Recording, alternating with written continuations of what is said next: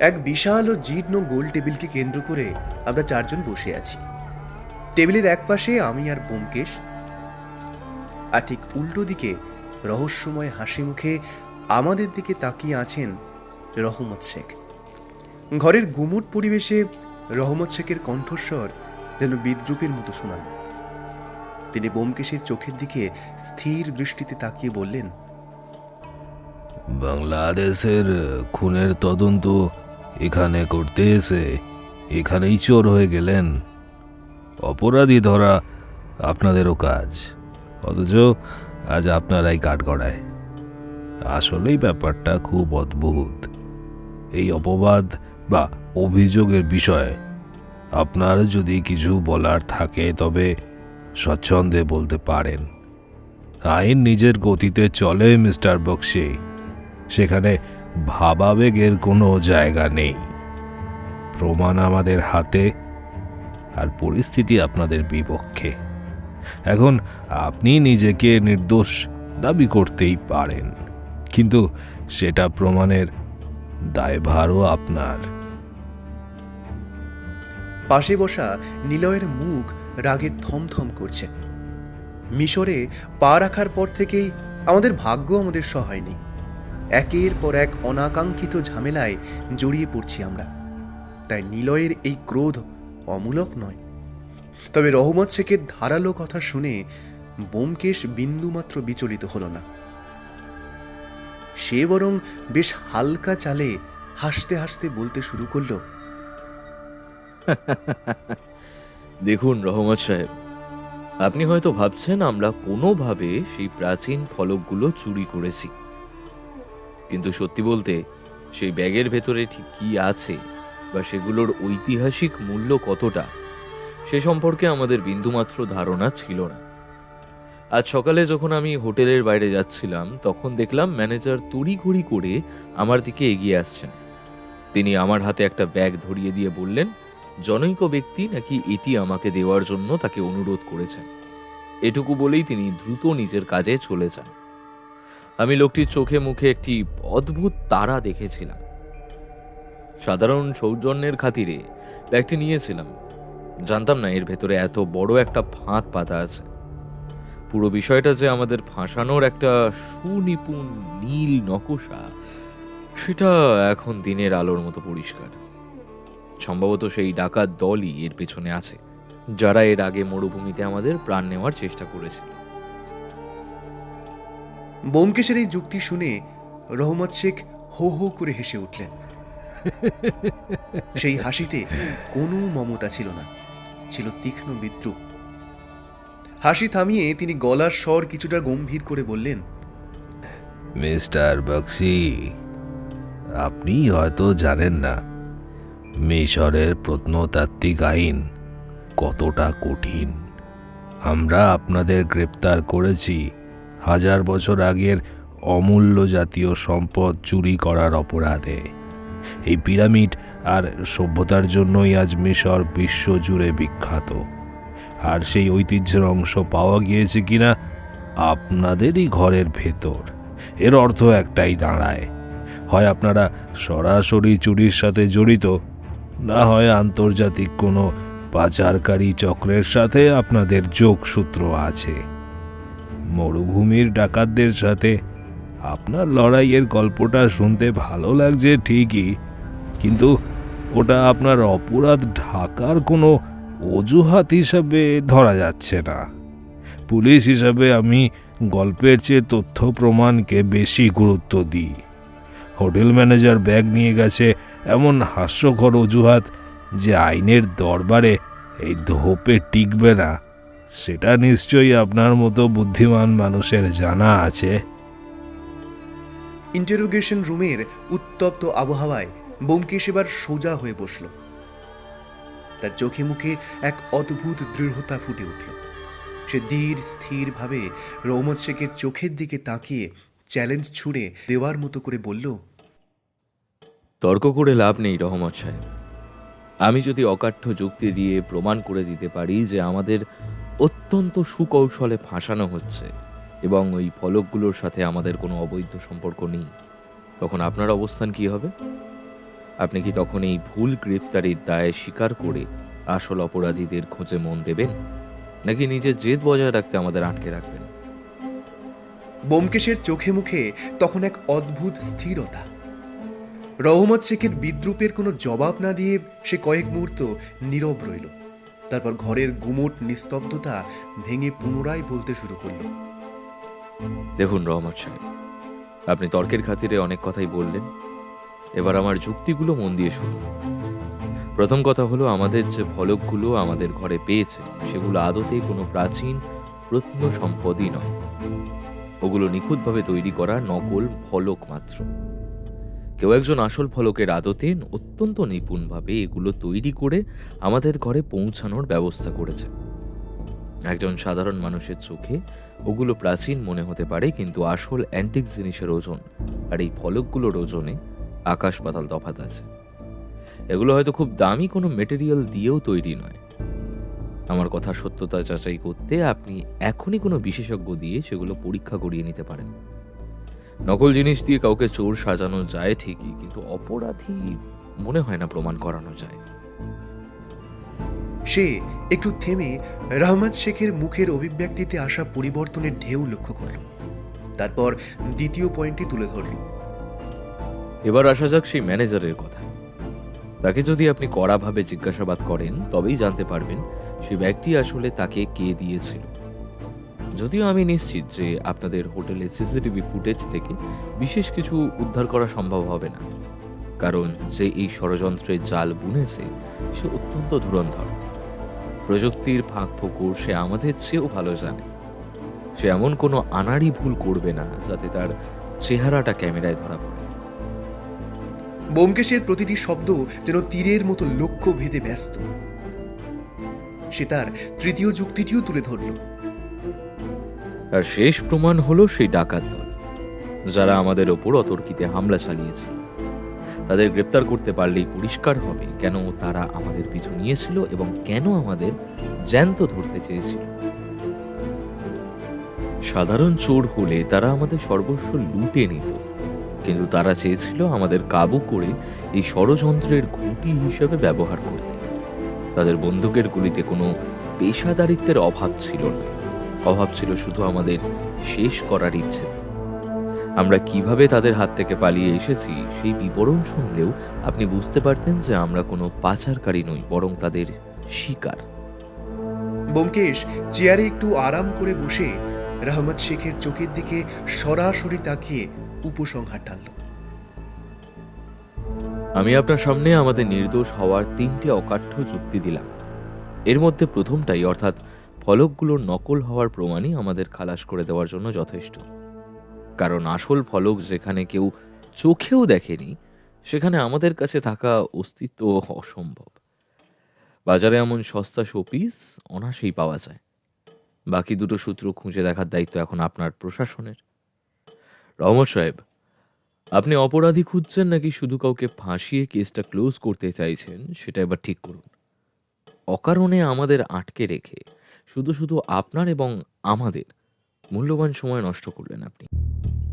ব্যোমকেশের এই আত্মবিশ্বাসী বক্তব্য শোনার পর ইন্টারোগেশন রুমের ভেতরে একটা পিন পতন নিস্তব্ধতা নেমে এলো। রহমত শেখের মুখচ্ছবি এখন আর উপহাসের নয়, বরং গভীর বিস্ময় ও চিন্তার ছাপে ঢাকা পড়ে গেছে।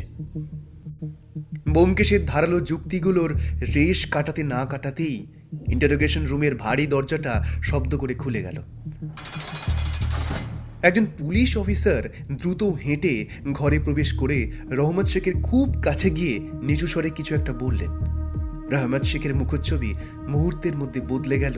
বিদ্রুপের সেই হাসি উবে গিয়ে সেই স্থানে নিল এক চরম বিস্ময়। অফিসারটি খবর পৌঁছে দিয়েই দ্রুত কক্ষ ত্যাগ করলেন। ততক্ষণে ব্যোমকেশ যেন পুরো পরিস্থিতি থেকেই নিজেকে সরিয়ে নিয়েছে। সে চেয়ারে বেশ আরাম করে হেলান দিয়ে চোখ বন্ধ করে ফেলেছে। ঘরের নীরবতা ভেঙে যখন সে কথা বলে উঠল তখন মনে হলো সে কোনো দৈব বাণী পাঠ করছে। চোখ বন্ধ রেখেই ব্যোমকেশ শান্ত অথচ গম্ভীর গলায় বলল, নিশ্চয়ই ল্যাবরেটরি থেকে রিপোর্ট চলে এসছে এবং আমার প্রথম পয়েন্টটি সঠিক প্রমাণিত হয়েছে। ওই ফলকগুলো যে নিছকই সস্তা নকল, সেই সত্য নিশ্চয়ই এখন আপনার হাতে। তাই অহেতুক সময় নষ্ট না করে আমাদের সসম্মানে ছেড়ে দেওয়াটাই বুদ্ধিমানের কাজ, হবে না রহমত সাহেব? রহমত শেখ বিস্ময়ে বিস্ফারিত চোখে ব্যোমকেশের দিকে তাকিয়ে রইলেন। তিনি কল্পনাও করতে পারেননি যে পুলিশের রিপোর্ট আসার আগেই এই সত্যান্বেষী সবটা বুঝতে পারবেন। তিনি আর কোনো তর্কে না গিয়ে পাশের কনস্টেবলকে চোখের ইশারা করলেন। মুহূর্তেই আমাদের হাতের বাঁধন খুলে দেওয়া হলো। রহমত শেখের সেই দাপুটে চেহারা এখন অনেকটাই ম্লান। আমরা কোনো কথা না বাড়িয়ে ইন্টারোগেশন রুম থেকে বেরিয়ে সরাসরি হোটেলের উদ্দেশ্যে রওনা হলাম। থানার বাইরে আসতেই তপ্ত হাওয়ার ঝাপটা মুখে লাগলো। ব্যোমকেশ এক মুহূর্ত থামল না। তার হাঁটার গতি বুঝিয়ে দিচ্ছিল যে পর্দার আড়ালে থাকা শত্রুরা আমাদের চেয়ে কয়েক পা এগিয়ে আছে। প্রতিটি সেকেন্ড এখন দামি।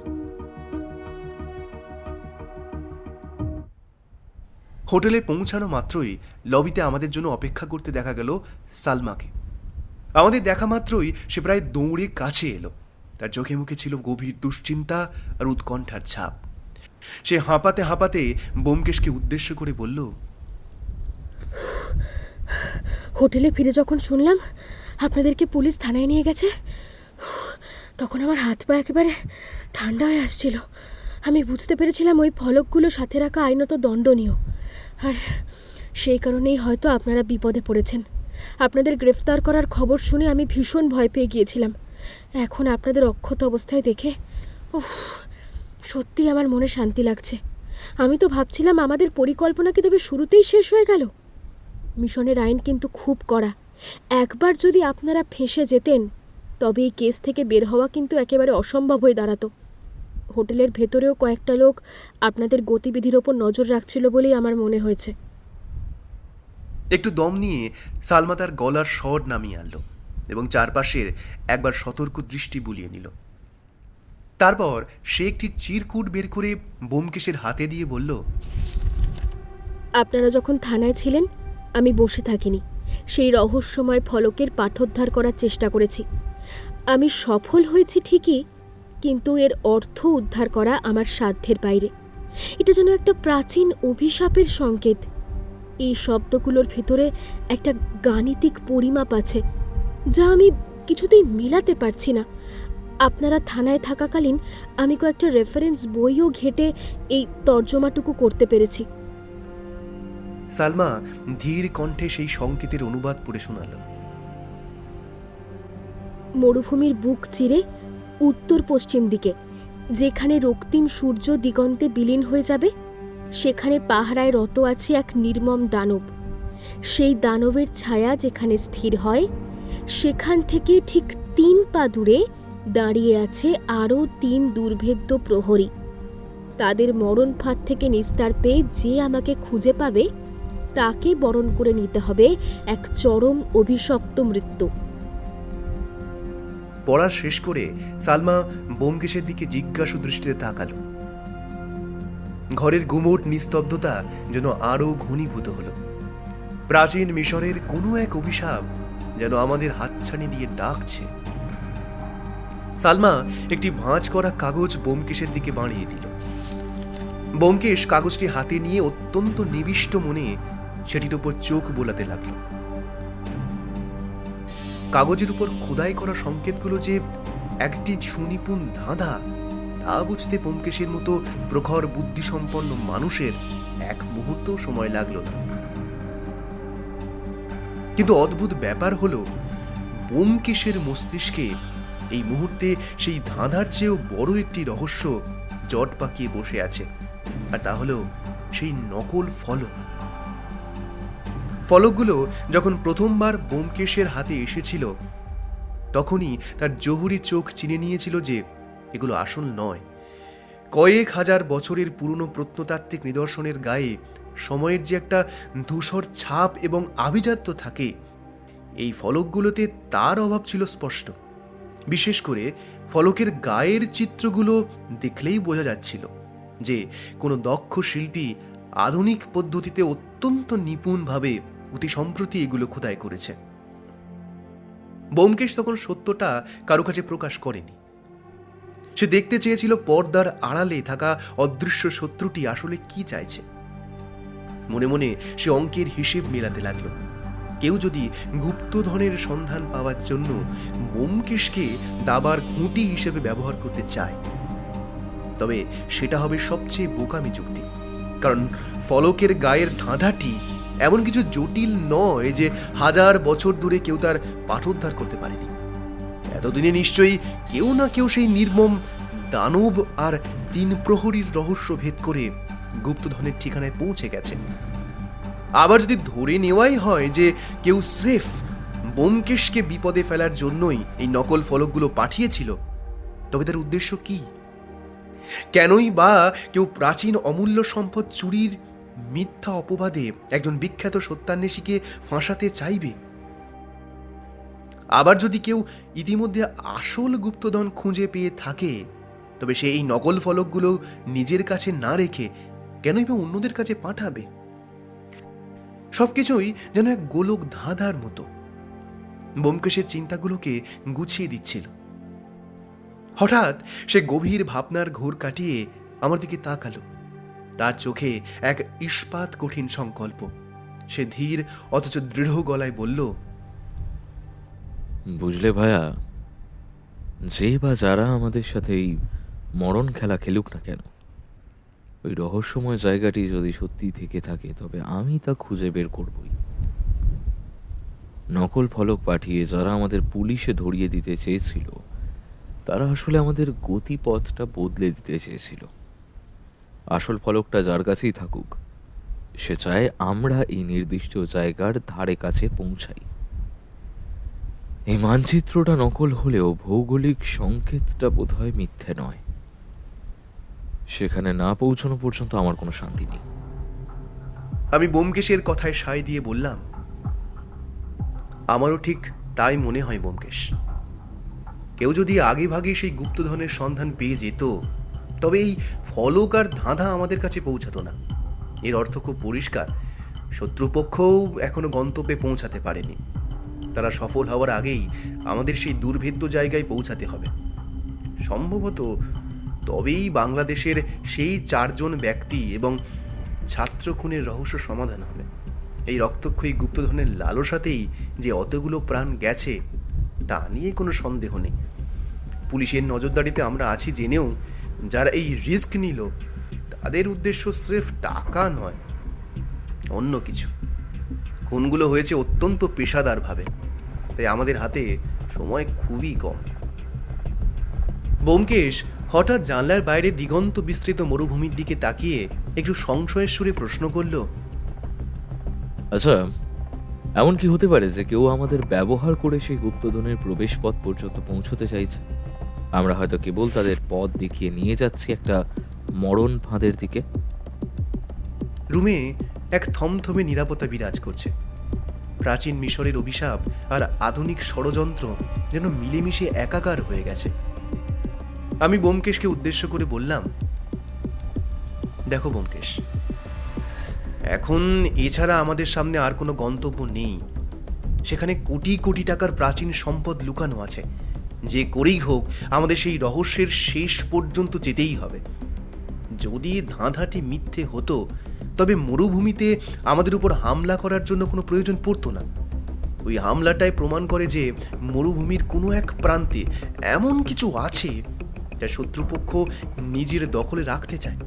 আর কেউ যদি আমাদের দাবার খুঁটি হিসেবে ব্যবহার করতে চায়, তবে একটা বিষয় পরিষ্কার, এই ধাঁধাটি খাঁটি এবং গুপ্তধনটি এখনও সেখানে রয়ে গেছে। সালমাও মাথা নেড়ে আমার কথায় সায় দিল। এখন আমাদের একমাত্র লক্ষ্য হলো সেই প্রাচীন রানীর সমাধি বা তার সংরক্ষিত দেহটি খুঁজে বের করা।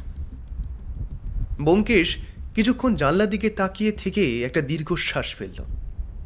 তারপর ধীর গলায় বলল, 1000 বছর আগের এক নিথর দেহ খুঁজে পার করার জন্য জ্যান্ত মানুষগুলো আজ অবলীলায় নিজের জীবন বাজি ধরছে।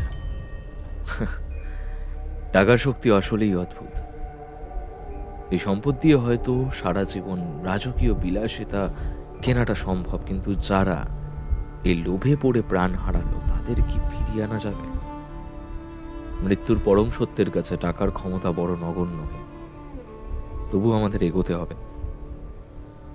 বন্ধু, প্রয়োজনীয় সরঞ্জাম যা লাগে দ্রুত গুছিয়ে নাও। আমাদের সেই রানীর সন্ধানে বের হতে হবে।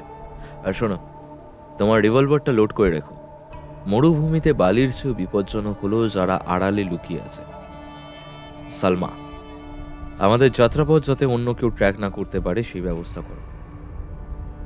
ব্যোমকেশের চোখে এক নতুন সংকল্পের দীপ্তি দেখে আমার মনটা চনমনে হয়ে উঠল। নাকে যেন এক রোমাঞ্চকর অভিযানের গন্ধ পেলাম। আমি দ্রুত বেরিয়ে গিয়ে কিছু শুকনো খাবার, পানীয় জল এবং মরুভূমিতে বেঁচে থাকার জন্য প্রয়োজনীয় সরঞ্জাম কিনে আনলাম। ব্যোমকেশ আগেই সতর্ক করে দিয়েছে যে আমাদের হয়তো বেশ কয়েকদিন এই জনমানবহীন ধুধু মরু প্রান্তরে কাটাতে হতে পারে। আমাদের সাথে নিলয়ের যাওয়ার কথা ছিল, কিন্তু ব্যোমকেশ তাকে বাধা দিয়ে বলল, নিলয়, তোমার হাতে চোট এখনো পুরোপুরি সারেনি। এই অবস্থায় মরুভূমির কষ্ট সহ্য করতে পারবে না। ওখানকার আবহাওয়া এই মুহূর্তে তোমার জন্য উপযুক্ত নয়। তার উপর যদি আবার কোনো সংঘর্ষের পরিস্থিতি হয় তবে তুমি কেবল আমাদের বোঝাই পারবে। তুমি বরং এখানে ব্যাকআপ হিসেবে থাকো। কিন্তু নিলয় না ছোড় বান্দা, তার জেদ সে যাবেই।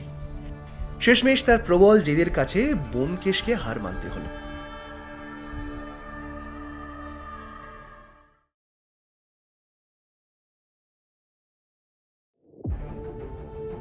অভিযানের প্রস্তুতি হিসেবে সালমা মরুভূমিতে চলার উপযোগী একটি মজবুত জিপ গাড়ি জোগাড় করল। সাথে নিয়ে এলো একটি শক্তিশালী দূরবীন। শত্রুপক্ষ আমাদের অনুসরণ করছে কিনা তা দূর থেকেই আঁচ করার জন্য এটি অত্যন্ত জরুরি। সবকিছু ঠিকঠাক করে আমরা অবশেষে বেরিয়ে পড়লাম সেই রহস্যময়ী রানীর খোঁজে।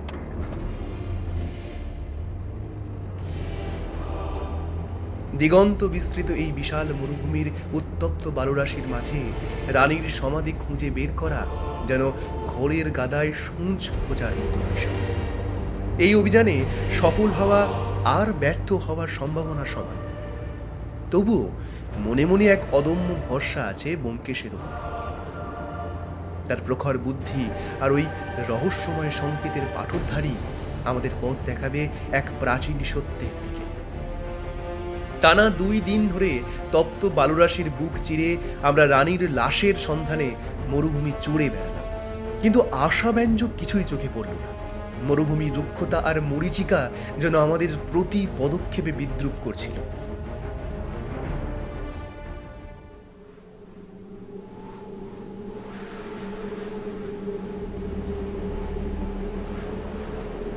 তৃতীয় দিন প্রকৃতির এক ভয়াবহ রূপের মুখোমুখি হলাম। হঠাৎ শুরু হলো প্রচণ্ড বালু ঝড়।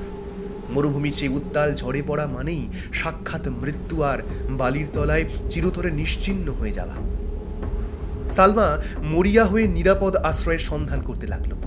ভাগ্যের জোরে একটি বিশাল আকৃতির পাথরের স্তূপের নিচে আমরা আশ্রয় পেলাম। প্রাকৃতিক দুর্যোগের হাত থেকে বাঁচতে সেই পাথরটি অনেকটা গুহার মতো আকার ধারণ করেছিল, যার মুখ ছিল ঝড়ের ঠিক বিপরীত দিকে। সালমা বুদ্ধি খাটিয়ে জিপের গাড়িটিকে প্লাস্টিকের শেড দিয়ে ঢেকে গুহামুখের সামনে এমনভাবে রাখলো যাতে বালি ভেতরে ঢুকতে না পারে। গুহার ভেতরটা বেশ অন্ধকার। বাইরে বাতাসের গর্জন আর বালির ঝাপটা আমাদের ভেতরটা হিম করে দিচ্ছিল। ঝড়ের দাপট বাড়ার সাথে সাথে অন্ধকারও ঘন হয়ে এলো। সালমা ভয়ে জড়সড় হয়ে আমাদের মাঝখানে বসে পড়ল। ব্যোমকেশ কিন্তু নিরুদ্বেগ। সে তখনও সেই রহস্যময় ধাঁধার সমাধানে মগ্ন। গত 2 দিন যা যা আমরা দেখেছি তার মধ্যে কোথাও সেই সংকেত লুকিয়েছিল কিনা সেটাই সে বারবার মনে করার চেষ্টা করছিল। সময় বয়ে চলল। ক্লান্তিতে সালমা আর নিলয় একসময় গভীর ঘুমে তলিয়ে গেল। গুহার ভেতর আমি আর ব্যোমকেশ জেগে আছি। আমি এক দৃষ্টিতে ওর মুখের দিকে তাকিয়েছিলাম। গভীর মনোযোগে কিছু একটা ভাবতে ভাবতে হঠাৎ ব্যোমকেশের মুখ উজ্জ্বল হয়ে উঠল। সে চট করে আগুন জ্বালিয়ে সে নকশাটি আগুনের শিখার সামনে ধরল। আলোর বিপরীতে নকশাটির দিকে তাকিয়েই ওর মুখ দিয়ে অস্ফুট স্বরে বেরিয়ে এলো, পেয়ে গেছি ভায়া, পেয়ে গেছি।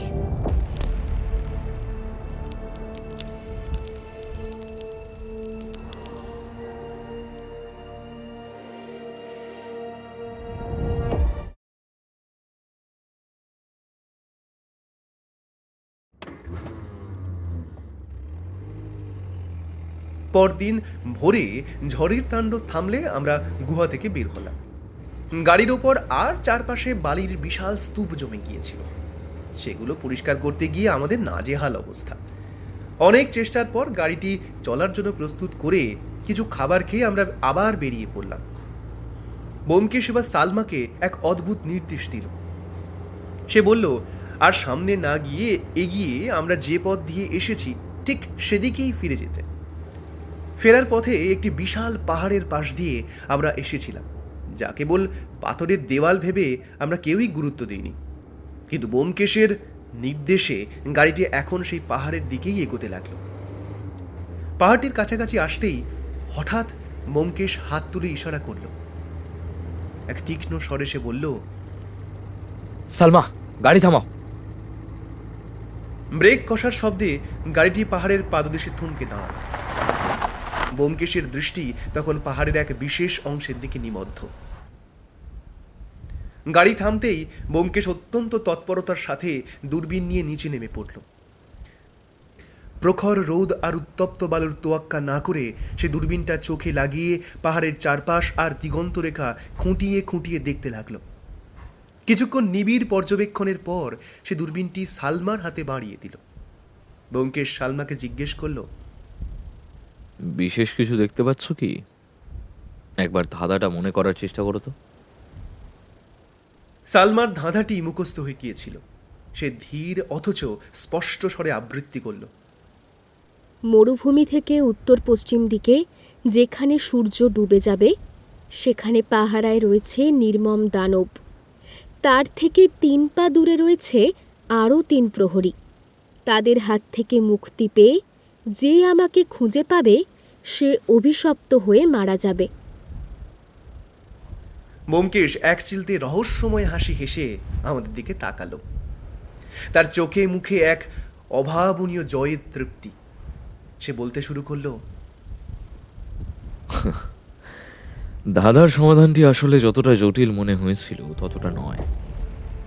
ইতিহাস সাক্ষী, রানী সুইস্তান একজন ছিলেন অত্যন্ত প্রখর বুদ্ধিসম্পন্ন এক নারী।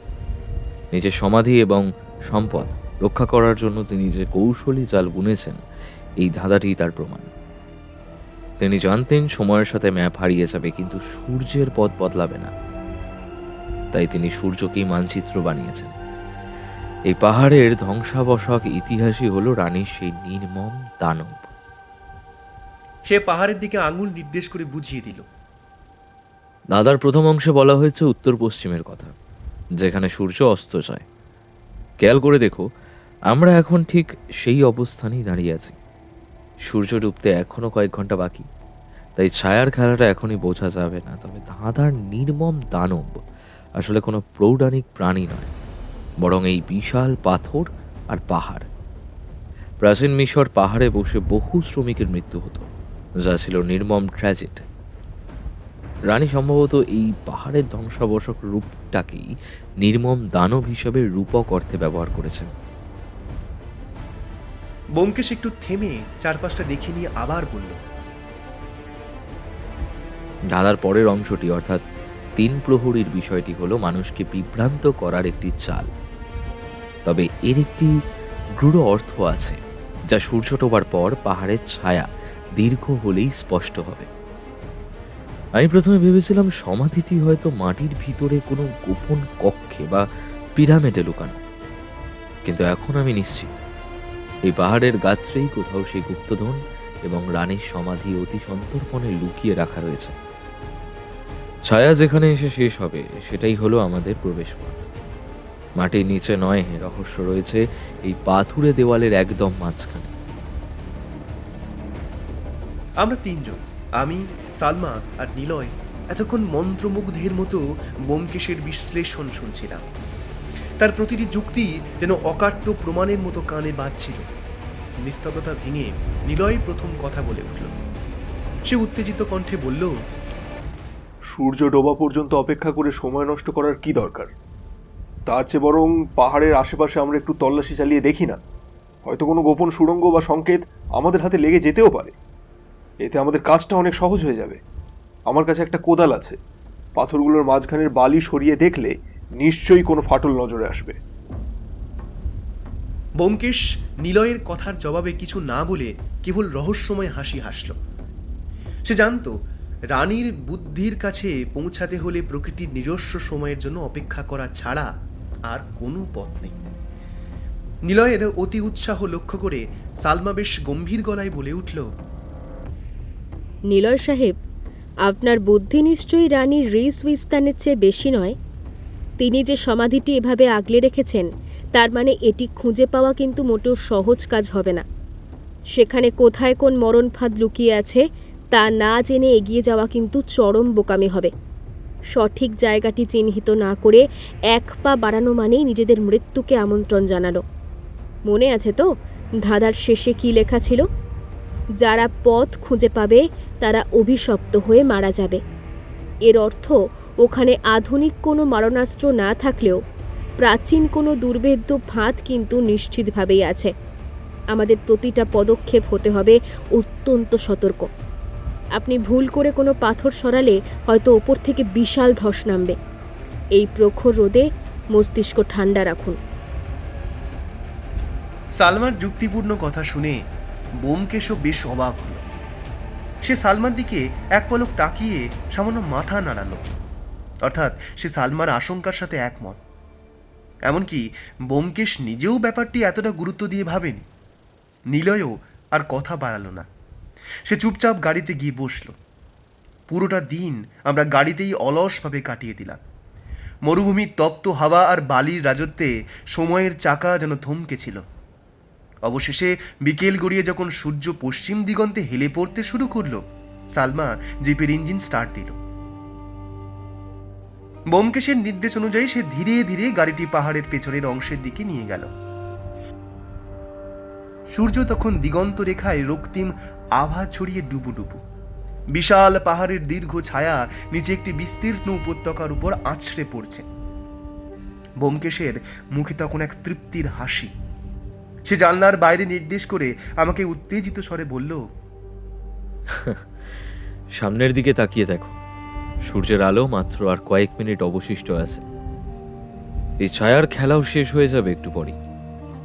ভালো করে লক্ষ্য করো, পাহাড়ের ভিন্ন ভিন্ন খাঁজ থেকে নির্গত তিনটে বিশাল ছায়া ধীরে ধীরে এগিয়ে এসে একটি নির্দিষ্ট বিন্দুতে মিলিত হচ্ছে। এই 1 মিনিট সময় ধরে ছায়া তিনটে সমান্তরালভাবে এগিয়ে যাবে। ধাঁধার সেই 3 প্রহরীর রহস্য এখন পরিষ্কার। এই প্রহরী কোনো মানুষ বা মূর্তি নয়, বরং পাহাড়ের এই 3টে বিশেষ ছায়া। এই উপত্যকা আর পাহাড়ের গায়ে ছায়াগুলো যেখানে এসে মিলেছে, সেটাই হলো প্রবেশপথ। এর অর্থ একটাই, রানী এই পাহাড়কেই কৃত্রিমভাবে খোদাই করে নিজের সমাধিস্থল বানিয়ে নিয়েছেন। বলতে বলতেই সূর্য পাহাড়ের ওপারে হারিয়ে গেল। মুহূর্তের মধ্যে সেই জাদুকরী ছায়াগুলো মিলিয়ে গিয়ে মরুভূমিতে গোধূলির অন্ধকার নেমে এলো। আমরা চারজন এক অদ্ভুত রোমাঞ্চ আর শিহরণ নিয়ে সেই বিশাল পাহাড়ের দিকে তাকিয়ে রইলাম, যার ভেতরে লুকিয়ে আছে হাজার বছরের প্রাচীন এক রহস্য। চারিদিকে ঘুটঘুটে অন্ধকার নেমে এসেছে। আমরা চারজন তখনও মন্ত্রমুগ্ধের মতো সেই পাহাড়ের দিকে তাকিয়ে আছি, যেখানে একটু আগেই ছায়ার জাদুকরী খেলা শেষ হয়েছে। সেই 3টি ছায়া যেখানে এসে একটি বিন্দুতে মিশেছিল। ব্যোমকেশ অত্যন্ত নিখুঁতভাবে সেই জায়গাটি চিহ্নিত করে রেখেছে। নীরবতা ভেঙে সালমা সংশয় নিয়ে প্রশ্ন করল, সবই তো বুঝলাম ব্যোমকেশবাবু, কিন্তু এই পাহাড়ের পাথুরে দেওয়াল ভেদ করে আমরা ভেতরে ঢুকবো কিভাবে? এখানে তো কোনো রাস্তা বা সুড়ঙ্গের চিহ্ন মাত্র নেই। বাইরে থেকে তো এটা একেবারে একটা নিরেট পাথর মনে হচ্ছে। হাত দিয়ে ধাক্কা দিলে কি সরবে, নাকি অন্য কোনো মেকানিজম আছে? ব্যোমকেশ তার ঠোঁটের কোণে সেই চিরচেনা রহস্যময় হাসি ফুটিয়ে বলল, রানী সুস্তানের সমাধি বলে কথা। তার কয়েক হাজার বছরের পুরনো অভিশাপ আর আড়াল কি এত সহজেই ঘুঁচবে? তিনি চাইতেন না কোনো সাধারণ দস্যু এখানে পৌঁছাক। ছায়া যেখানে শেষ হয়েছে সেখান থেকে আমাদের আরো হিসেব মেলাতে হবে। ব্যোমকেশ এখন নিশ্চিত যে এই সুবিশাল প্রস্তর খণ্ডটি আসলে প্রাকৃতিকভাবে তৈরি কোনো পাহাড় নয়। এটি একটি সুকৌশলে নির্মিত পিরামিড, যাকে পাহাড়ের ছদ্মবেশ দেওয়া হয়েছে। প্রাচীন মিশরের সেই বুদ্ধিমতী রানী নিজের চিরনিদ্রার স্থানটিকে বাইরের জগৎ থেকে আড়াল করতে প্রকৃতির রূপকে কাজে লাগিয়েছিলেন। কিন্তু সমস্যা হলো প্রবেশ পথ। অন্ধকার ঘনীভূত হওয়ায় হাতের নাগালে থাকা পাথরগুলো এখন অস্পষ্ট। ব্যোমকেশ সাথে সাথে নিলয় ও সালমাকে নির্দেশ দিল পাহাড়ের গায়ে টর্চের আলো ফেলার জন্য। দুটি শক্তিশালী টর্চের আলো পাথরের দেওয়ালে আছড়ে পড়ল। ব্যোমকেশ প্রতিটি ইঞ্চি খুঁটিয়ে পর্যবেক্ষণ করতে লাগলো, কিন্তু পাথরের খাঁজ ছাড়া বিশেষ কিছুই নজরে এলো না। হঠাৎ ব্যোমকেশের মাথায় ধাঁধার শেষ অংশটি খেলে গেল। 3 পা দূরে রয়েছে আরো 3 প্রহরী। সে আপন মনেই বলে উঠল, 3 পায়ের অর্থ হলো সূর্যের শেষ আলো যেখানে পড়েছিল সেখান থেকে আরো 3 পা এগোতে হবে, কিন্তু এই সমতলে নয়, বরং পাহাড়ের খাড়া গা বেয়ে আরো 3 পা উঁচুতে। সূর্যের সেই ছায়াবিন্দুটি এমনিতেই মাটি থেকে অনেকটা উঁচুতে ছিল। তার উপর আরো 3টি পা উপরে ওঠা সাধারণ মানুষের জন্য প্রায় অসম্ভব। ব্যোমকেশ কালক্ষেপণ না করে সালমাকে গাড়ি থেকে মজবুত দড়ি নিয়ে আসার নির্দেশ দিল। সালমা দ্রুত দৌড়ে গিয়ে দড়ি নিয়ে ফিরিয়ে এলো, কিন্তু এক নতুন বিপত্তি দেখা গেল। পাহাড়ের সেই মসৃণ দেওয়ালে দড়ি আটকানোর মতো কোনো হুক বা পাথরের খাঁজ নজরে পড়ল না।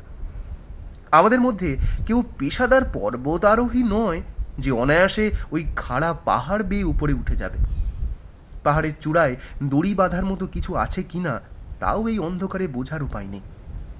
সবাই যখন দিশেহারা, তখন ব্যোমকেশ স্থির হয়ে দাঁড়িয়ে পাহাড়ের উচ্চতা মাপল। ব্যোমকেশ যখন নিজেই উপরে ওঠার প্রস্তাব দিল, তখন আমি আর নিলয় কিছুটা চিন্তিত হয়ে পড়লাম। সে শান্ত গলায় বলল, আমি আগে ওপরে উঠছি। ওপরে যদি মজবুত কোনো পাথরের খাঁজ খুঁজে পাই তবে সেখানে দড়ি বেঁধে তোমাদের টেনে তোলার ব্যবস্থা করব। ব্যোমকেশের কথা শেষ হতে না হতেই সালমা তীব্র প্রতিবাদ জানিয়ে বলে উঠল, কাজটা যতটা সহজ ভাবছেন আসলে কিন্তু তা নয়। আমার পাহাড়ে ওঠার বিশেষ প্রশিক্ষণ নেওয়া আছে, তাই এই ঝুঁকিটা আমাকেই নিতে দিন। আমি আগে উঠে দড়ি শক্ত করে বেঁধে দিচ্ছি, তারপর আপনারা অনায়াসে উঠে আসতে পারবেন।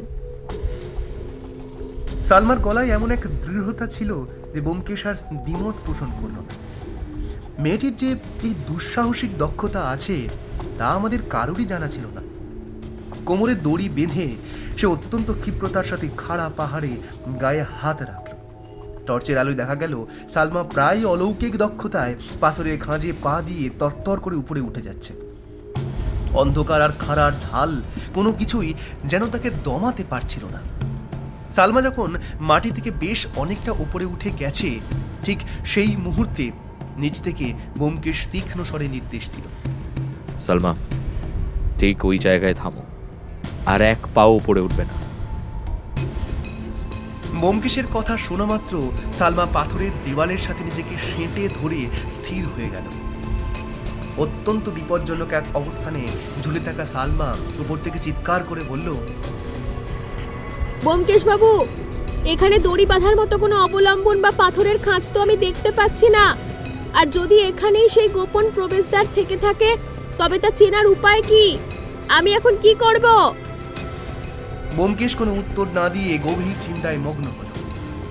টর্চের আলোয় দেখা যাচ্ছিল যে সে কিছু একটা হিসেব মিলাতে যাচ্ছে। ঠিক সেই সময় নিলয় ব্যোমকেশের একদম কাছে এসে ফিসফিস করে বলল, ব্যোমকেশ বাবু, আমাদের কি সালমার উপর এভাবে ভরসা করা ঠিক হচ্ছে? এই নির্জন মরুভূমিতে 1000 বছরের গুপ্তধনের একদম কাছে এসে ও যদি কোনো চালাকি করে বসে? মেয়েটার সম্পর্কে তো আমরা খুব বেশি কিছু জানিও না। ওর পাহাড়ে ওঠার এই অমানসিক দক্ষতা কি আপনাকে অবাক করছে না? নিলয়ের কথায় সন্দেহের সুর স্পষ্ট। সত্যি বলতে আমার মনেও তখন একই রকম দ্বিধা কাজ করছিল। এই বিপুল ঐশ্বর্যের সামনে মানুষের মন বদলে যাওয়া অস্বাভাবিক কিছু নয়। কিন্তু ব্যোমকেশ নিলয়ের কথার কোনো উত্তর দিল না। সে পাথরের মূর্তির মতো স্থির হয়ে উপরের দিকে তাকিয়ে রইল। তার নিশ্চুপ থাকা আমাদের উদ্বেগ যেন আরও বাড়িয়ে দিল। আমরা তিনজনেই এখন এক অনিশ্চিত ভাগ্যের অপেক্ষায় দাঁড়িয়ে। ব্যোমকেশ নিচ থেকে টর্চের আলো স্থির রেখে সালমাকে উদ্দেশ্য করে গম্ভীর গলায় বলল,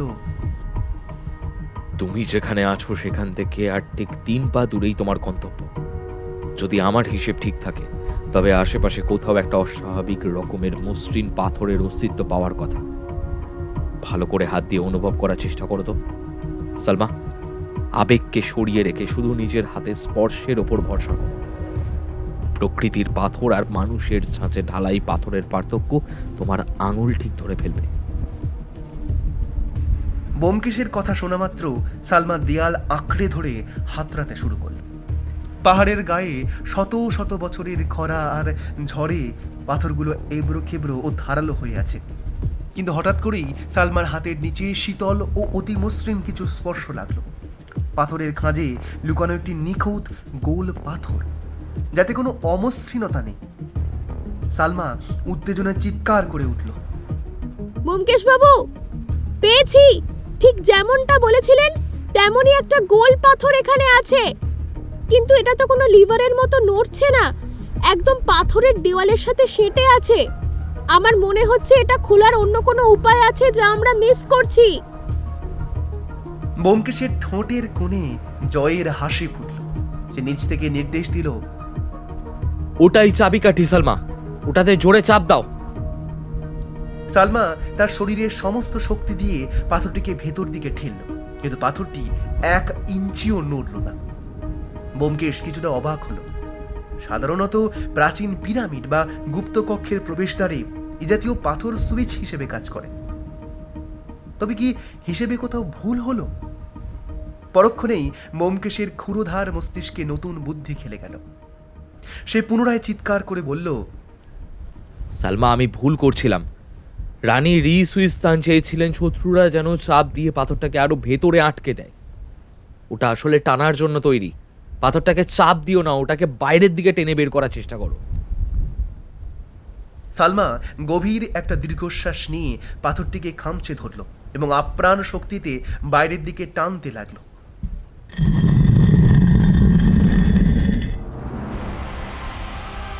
কয়েক হাজার বছর ধরে জমে থাকা ধুলোবালি আর ঘর্ষণের ফলে পাথরটি প্রচণ্ড শক্ত হয়ে আটকে ছিল। কিন্তু সালমা হার মানল না। শেষে প্রবল এক হ্যাঁচকা টানে পাথরটি আলগা হয়ে এলো এবং পাহাড়ের গা থেকে বিচ্যুত হয়ে সোজা নিচে বালির উপর ধপ করে আছড়ে পড়ল। পাথরটি এতটাই বিশালাকার যে একটুর জন্য নিচে দাঁড়িয়ে থাকা নিলয়ের গায়ের উপর পড়ে। ব্যোমকেশ নিচু হয়ে বালিতে পড়ে থাকা পাথরটি একবার ফুটিয়ে দেখল, তারপর আবার উপরের দিকে তাকালো। সেই মুহূর্তেই এক অলৌকিক দৃশ্য আমাদের চোখে পড়ল। বিশাল পাহাড়ের গা যেন এক মৃদু কম্পনে কেঁপে উঠল। দেওয়ালের একটি অংশ নীরবে সরে গিয়ে একটি অন্ধকার সুড়ঙ্গের পথ সৃষ্টি করল। ব্যোমকেশের চোখে মুখে কোনো বিস্ময় নেই, বরং এক ধরনের প্রশান্তি দেখা দিল, কারণ সে ঠিক এমনটাই আশা করেছিল। সুড়ঙ্গটি উন্মুক্ত হতেই সালমা অত্যন্ত সাহসিকতার সাথে ধীরে ধীরে সেটির ভিতর প্রবেশ করল। আমরা নিচ থেকে মন্ত্রমুগ্ধের মতো তাকিয়ে দেখলাম পাহাড়ের সেই অন্ধকার গহ্বর সালমাকে গ্রাস করে নিল। প্রাচীন ইতিহাসের এক গোপন অধ্যায় যেন আমাদের সামনে তার দ্বার উন্মোচন করে দিল। সালমা উপর থেকে মজবুত দড়িটি নিচে ফেলে দিল। ব্যোমকেশ অত্যন্ত সতর্কতার সাথে দড়ি বেয়ে প্রথমে উপরে উঠে গেল। তারপর তার সাহায্যে আমি আর নিলয়ও সেই অন্ধকার সুড়ঙ্গের মুখে গিয়ে দাঁড়ালাম। আমাদের সামনে এখন এক বিশাল ও রহস্যময় সুড়ঙ্গের পথ প্রসারিত। সুড়ঙ্গের ভেতরটা গুমোট আর প্রাচীন ধুলোর গন্ধে ভরা।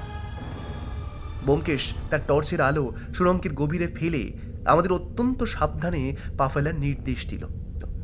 সে সতর্ক করে বলল, নিলয়, পা মেপে ফেলো। কয়েক হাজার বছর আগের এই সব জায়গায় পদে পদে মরণ ফাঁদ পাতা থাকে। একটা ভুল পদক্ষেপের পরিণাম আমাদের জীবন দিয়ে দিতে হতে পারে। টর্চের আলো দেখা যাচ্ছিল সুড়ঙ্গের শেষ প্রান্তে একটি বিশাল পাথুরে দরজা। সেখান পর্যন্ত পৌঁছাতে হলে আমাদের এই দীর্ঘ পথটি অতিক্রম করতে হবে। নিলয় উত্তেজনায় হিতাহিত জ্ঞান হারিয়ে যেই সামনের দিকে পা বাড়াতে যাবে, অমনি ব্যোমকেশ তার হাত চেপে ধরে হ্যাঁচকা টানে থামিয়ে দিল।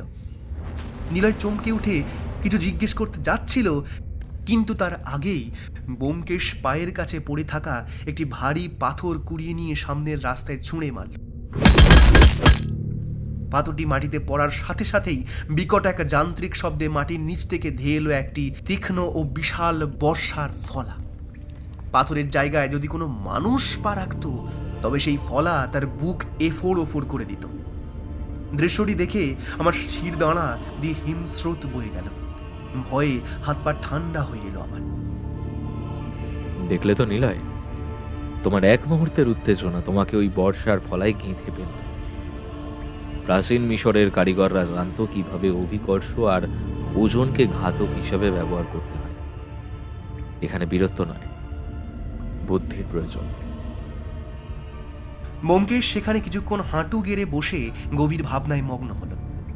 সে মাটির টাইলসের উপর টর্চের আলো ফেলে নিবিড়ভাবে পর্যবেক্ষণ করতে লাগলো। পাথরের মেঝেতে অদ্ভুত সব নকশা খোদাই করা, কোথাও প্রাচীন মৃত্যুর দেবতা আনুবিস এর মূর্তির অবয়ব, আবার কোথাও সে নির্মম প্রহরী স্ফিংসের সাংকেতিক ছবি। সালমা প্রত্নতত্ত্ব ও আর্কিওলজি নিয়ে পড়াশোনা করলেও এই বিশেষ বিন্যাসটির কোনো কুল কিনারা করতে পারল না। সে আর নিলয় যখন নিজেদের মধ্যে ফিসফিস করে বিপদের আশঙ্কা নিয়ে আলোচনা করছিল, ঠিক তখনই ঘটল এক অভাবনীয় ঘটনা। ব্যোমকেশ হঠাৎ উঠে দাঁড়ালো। তার চোখে এক অদ্ভুত শূন্যতা, যেন সে এই জগতের ধরা ছোঁয়ার বাইরে চলে গেছে। কোনো কথা না বলে, কোনো সতর্কতা ছাড়াই সে ধীর পায়ে সেই মৃত্যু ফাঁদে ঘেরা রাস্তার উপর দিয়ে হাঁটতে শুরু করলো। তাকে দেখে মনে হচ্ছিল সে কোনো গভীর ঘোরের মধ্যে আছে। নিজের উপর তার কোনো নিয়ন্ত্রণই নেই। প্রতিটি পদক্ষেপে মৃত্যুর হাতছানি থাকলেও ব্যোমকেশ এক অলৌকিক নির্ভীকতায় সামনের দিকে এগিয়ে চলল। আমরা রুদ্ধশ্বাসে তাকিয়ে রইলাম। ব্যোমকেশ কি তবে প্রাচীন কোনো মায়ার কবলে পড়ল, নাকি সে উদ্ধার করে ফেলেছে সেই নিরাপদ পথ? ব্যোমকেশ যখন সেই মৃত্যু ফাঁদ জড়ানো রাস্তার উপর দিয়ে ধীর পায়ে হেঁটে ওপরে চলে গেল, আমরা তিনজনই তখন বিস্ময় স্তব্ধ। নিলয় আর সালমা নিজেদের মধ্যে তর্কে এতটাই মশগুল ছিল যে ব্যোমকেশের এই নিঃশব্দ প্রস্থান তাদের নজর এড়িয়ে গিয়েছিল। আমি নিজেও ওদের আলোচনা শুনছিলাম, কিন্তু হঠাৎ পাশ ফিরে তাকাতেই দেখি ব্যোমকেশ পাশে নেই। আতঙ্কিত হয়ে টর্চের আলো সুড়ঙ্গের শেষ প্রান্তে দরজার কাছে ফেলতেই দেখলাম ব্যোমকেশ সেখানে দেওয়ালের দিকে মুখ করে মূর্তির মতো স্থির হয়ে দাঁড়িয়ে আছে। ব্যোমকেশবাবু, ব্যোমকেশবাবু! নিলয় আতঙ্কে ব্যোমকেশের নাম ধরে কয়েকবার চিৎকার করে ডাকল, কিন্তু তার কোনো প্রতিক্রিয়া নেই। মনে হচ্ছিল সে যেন এক গভীর কোনো ধ্যানে মগ্ন, কিংবা অন্য কোনো জগতের ডাক শুনতে পাচ্ছে। বেশ কয়েকবার ডাকার পর হঠাৎ সে আমাদের দিকে ধীরে ধীরে ঘুরে তাকালো। তার মুখে কোনো ভয় নেই, বরং এক অভাবনীয় গাম্ভীর্য। সে শান্ত গলায় নির্দেশ দিল, নিচের মেঝের দিকে ভালো করে তাকিয়ে দেখো। মেঝের পাথরগুলোতে অসংখ্য স্ফিংসের ছবি খোদাই করা আছে। যে টাইলসগুলোতে দেখবে 3টে করে স্ফিংসের ছবি একসাথে সারিবদ্ধভাবে দেওয়া আছে, ঠিক সেই পাথরগুলোর ওপর পা দিয়ে সাবধানে এসো। অন্য কোথাও পা দেবে না, তাহলে কিন্তু বিপদ হবে। ব্যোমকেশের বাতলে দেওয়া সেই গাণিতিক পথ অনুসরণ করে আমরা তিনজন এক প্রকার রুদ্ধশ্বাসে দরজার কাছে এসে পৌঁছালাম। ব্যোমকেশের পাশে এসে দাঁড়াতেই সালমা বিস্ময় আর আতঙ্ক নিয়ে জিজ্ঞেস করল, আপনার কি একবারও ভয় করলো না এভাবে একা চলে আসতে? আপনিও তো নিশ্চিত ছিলেন না যে এই কয়েক হাজার বছরের পুরনো ফাঁদটি এখনো আগের মতোই কাজ করবে কিনা। ব্যোমকেশ তার ঠোঁটের কোণে হালকা হাসির রেখা ফুটিয়ে বলল, ভয় পেলে কি আর চলে সালমা? তুমি আমার সম্পর্কে এখনো খুব বেশি জানো না। আসলে রহস্যটা খুব একটা কঠিন ছিল না। প্রাচীন মিশরের ইতিহাসে স্পিংসকে সবসময় হৈতেশী আর আদর্শ প্রহরী হিসেবে দেখা হতো।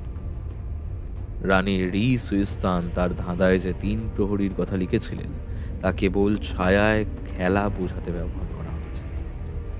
এমনটা ভাবা ভুল। এখানে মাটির নিচেও সেই একই সংকেত, অর্থাৎ 3টে করে স্পিংসের ছবি দেওয়া আছে। মাথার ভেতরে তখন দাদার সেই সুরটা বেজে উঠল, আর নিজের বুদ্ধির ওপর আমার পূর্ণ বিশ্বাস ছিল।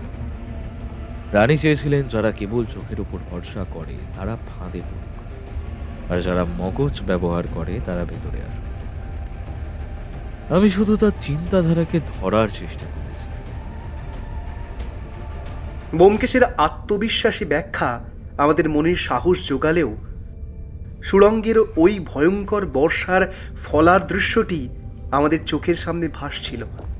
প্রাচীন রানীর এই গোলক ধাঁধায় আমরা এখন আরও গভীরে প্রবেশ করেছি। সামনেই সেই বিশালাকার দরজা, যার উপাশে হয়তো লুকানো আছে মিশরের ইতিহাসের সবচেয়ে বড় গোপন ঐশ্বর্য। সালমা আর কোনো কথা বলল না। আমাদের সামনেই এখন দাঁড়িয়ে আছে এক বিশাল পাথরের দরজা, দুর্ভেদ্য এবং ভারী। আমরা 3 জন মিলে আপ্রাণ চেষ্টা করলাম পাথরটি ঠেলে সরাতে, কিন্তু সে পাথর যেন মাটির সাথে গেঁথে আছে। নড়াচড়া করা তো দূরের কথা, আমাদের সম্মিলিত শক্তিতে সেটির গায়ে একটা আঁচড়ও পড়ল না। হতাশ হয়ে আমি ভাবলাম, এই বিশাল পাথর সরানোর জন্য তো একদল শ্রমিকের প্রয়োজন। এই নির্জন মরুভূমির তলায় আমরা এখন মানুষ পাবো কোথায়? আমাদের অভিযান কি তবে এখানেই থমকে যাবে? ঠিক সেই মুহূর্তে নিস্তব্ধ সুড়ঙ্গের ভেতর ব্যোমকেশ হঠাৎ অট্টহাসিতে ফেটে পড়ল।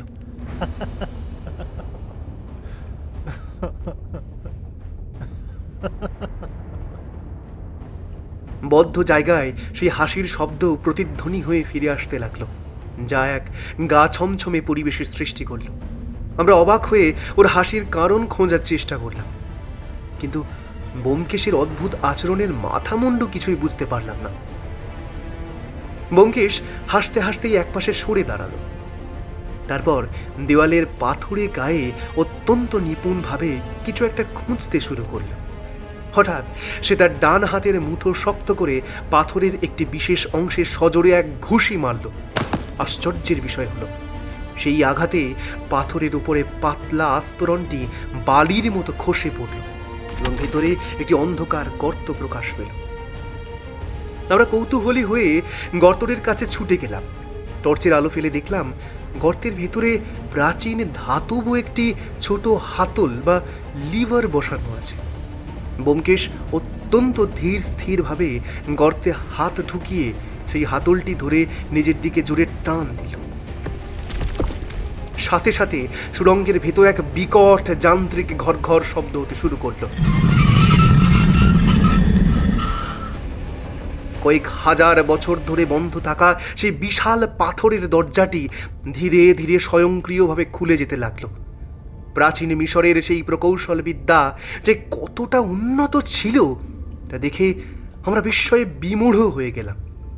দরজাটি পুরোপুরি খুলে যেতেই আমাদের চোখের সামনে উন্মোচিত হলো এক বিশাল এবং ঐশ্বর্যমণ্ডিত কক্ষ। টর্চের আলো কক্ষে প্রবেশ করতেই চারপাশ ঝলমল করে উঠল।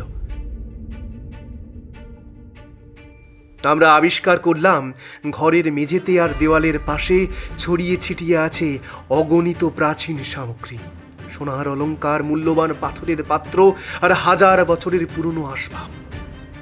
আর সেই রাজকীয় কক্ষের ঠিক মাঝখানে রাখা আছে এক বিশাল ও কারুকার্যময় কফিন। আমি, সালমা এবং নিলয় এক অদম্য আকর্ষণে সেই কফিনের দিকে এগিয়ে গেলাম। কফিনের ঢাকনার উপর খোদাই করা এক অপূর্ব নারীর মূর্তি অবয়ব, যা দেখে বুঝতে বাকি থাকে না যে এটিই সেই ইতিহাসের রহস্যময়ী রানী রি সুইস্তানের চিরনিদ্রা স্থান। আমাদের উত্তেজনার বারুদ তখন তুঙ্গে, হৃদস্পন্দন দ্রুততর হচ্ছে। কিন্তু এই চরম সাফল্যের মুহূর্তেও ব্যোমকেশ আমাদের সাথে এগিয়ে এলো না। সে দরজার কাছে শান্ত হয়ে দাঁড়িয়ে আছে, আর তার মুখে লেগে আছে এক অদ্ভুত ক্রূর হাসি, যেন সে এমন কিছু দেখতে পাচ্ছে যা আমাদের সাধারণ চোখের আড়ালে রয়ে গেছে। বিশাল সেই কক্ষের নিস্তব্ধতা ভেঙে নিলয় হঠাৎ থমকে দাঁড়িয়ে পড়ল। এক অজানা আশঙ্কায় তার গলার স্বর কিছুটা কেঁপে উঠল। সে ব্যোমকেশের দিকে তাকিয়ে ফিসফিস করে বলে উঠল, ব্যোমকেশদা, এখানে আসলেই কোনো অভিশাপ নেই তো? এই যে 1000 বছর ধরে শান্তিতে ঘুমানো একজন মৃত মানুষের নির্জনতায় আমরা হানা দিলাম, এর ফলে যদি সত্যি কোনো অশুভ ছায়া আমাদের উপর নেমে আসে? নিলয়ের কাণ্ডজ্ঞানহীন কথা শুনে সালমা খিলখিল করে হেসে উঠল। সেই হাসির শব্দে গুহার গুমোট পরিবেশটা যেন আরো রহস্যময় হয়ে উঠল। সালমা হাসতে হাসতেই বলল, আরে রাখো তো তোমার অভিশাপ। ওসব মন করা গাল গল্প দিয়ে আগেকার দিনের মানুষ চোর তাড়াতো। এখানে কোনো অভিশাপ নেই, আর আমরা স্রেফ একটা কাল্পনিক ভয়ে কুঁকড়ে আছি। সালমার কথায় সাহস পেয়ে নিলয় আবারও ধীর পায়ে সেই রাজকীয় কফিনের দিকে এগোতে শুরু করলো। তার চোখের মনি তখন লোভে আর বিস্ময়ে চকচক করছে, কিন্তু সেই কফিনের গায়ে হাত ছোঁয়ানোর আগেই পেছন থেকে সালমার কণ্ঠস্বর তলোয়ারের মতো শানিত হয়ে ফিরে এলো। সালমা তীক্ষ্ণ স্বরে ডেকে উঠল, আরে আরে, যাচ্ছ কোথায় নিলয় সাহেব? অতটা সহজ ভেবো না। তোমরা এই অমূল্য সম্পদ একাই ভোগ করবে বলে কি আমি তোমাদের এত সাহায্য করে এত পথ পাড়ি দিয়ে এখানে নিয়ে এসেছি? ব্যোমকেশবাবু জানতেন না যে আমার পড়াশোনা শুধু ইতিহাসের ওপর নয়, অস্ত্রের ওপরেও আছে। আপনাদের এই ছোট্ট অভিযানের আয়ু শেষ হয়ে এসছে। সালমার কণ্ঠের সেই অদ্ভুত সুর আর হুকুমের ভঙ্গি শুনে নিলয় পাথরের মূর্তির মতো জায়গায় জমে গেল। সে মুহূর্তের মধ্যেই বুঝতে পারল যে পরিস্থিতির মোড় ঘুরে গেছে। নিলয়ের মনে এখন এক অদ্ভুত অনুভূতি। সে কি এই গুপ্তধন আবিষ্কারের আনন্দে খুশি হবে, নাকি নিজের জীবনের আসন্ন বিপদের কথা ভেবে দুঃখ পাবে?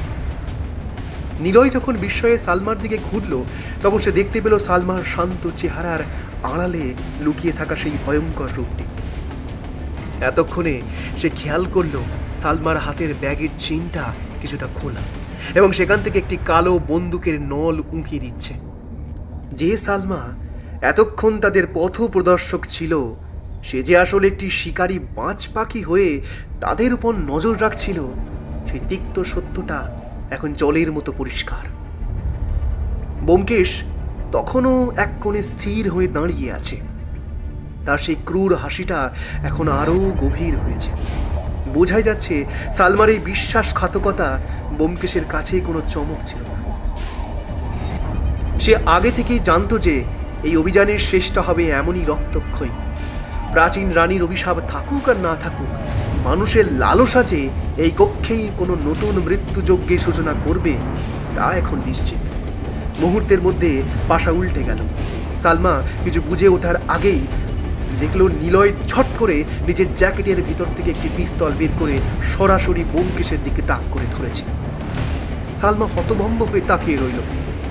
অভিযানের প্রয়োজনে সে নিজেই 3টি বন্দুক কিনে এনেছিল, কিন্তু নিলয়ের কাছে যে আগে থেকেই অস্ত্র লুকানো ছিল তা তার কল্পনাতেও ছিল না। পরিস্থিতি বেগতিক দেখে নিলয় চিৎকার করে আদেশ দিল, সালমা, চালাকি করার চেষ্টা করো না। তোমার ব্যাগে যতগুলো বন্দুক আছে সব আমার দিকে ঠেলে দাও, আর চুপচাপ মাটিতে বসে পড়ো। একটু নড়চড় করলেই গুলি উড়িয়ে দেব। কি ভাবছিলে তুমি একাই বাজ পাখি? আমি শুরু থেকেই তোমার গতিবিধির ওপর নজর রাখছিলাম। ব্যোমকেশকে উদ্ধার করতে এসেছি ভেবেছিলে? না, আমি এসেছি আমার প্রাপ্যটা বুঝে নিতে। নিলয় একই সাথে ব্যোমকেশকেও মাটিতে বসার নির্দেশ দিল। ব্যোমকেশ কোনো প্রতিবাদ করল না।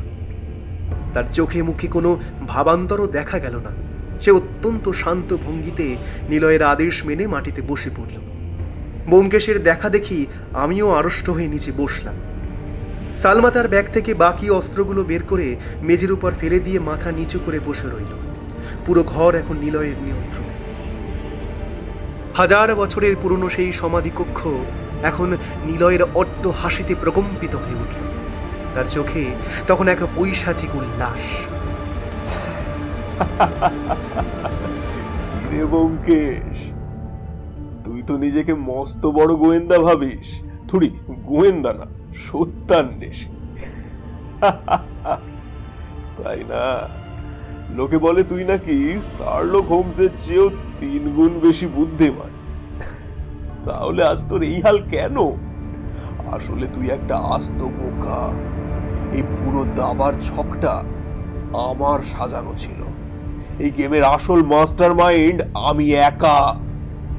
শুরু থেকে শেষ পর্যন্ত কখন কোথায় তোকে কিভাবে নাচিয়েছি সেটা তোর ওই ঘুণে ধরা মগজ ধরতেই পারেনি। মরুভূমির ডাকাত দলগুলোকে আমি খবর দিয়েছিলাম। তোদের জ্যান্ত ধরা ছিল আমার প্ল্যান, যাতে তোদের ব্যবহার করে আমি এখানে পৌঁছাতে পারি। এখন তোদের হাড়গোড় এই সোনার কক্ষেই পচে মরবে। কোনো ইতিহাস তোদের কথা জানবে না। তুই আর সালমা মিলে আমার জন্য কফিনের দরজা পর্যন্ত রাস্তা পরিষ্কার করে দিলি। এবার তো তোদের আর কোনো প্রয়োজন নেই। এ পর্যন্তই ছিল আমাদের যাত্রা। Good bye Satyanweshi Byomkesh Bakshi. কথা শেষ করার অবকাশটুকু দিল না নিলয়।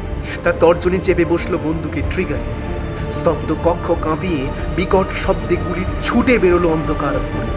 সেই বুলেট সোজা গিয়ে বিঁধল ব্যোমকেশের বুকের পা দিকে।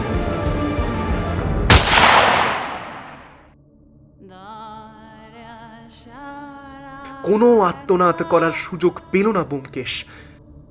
এক মুহূর্তের জন্য তার শরীরটা কেঁপে উঠল।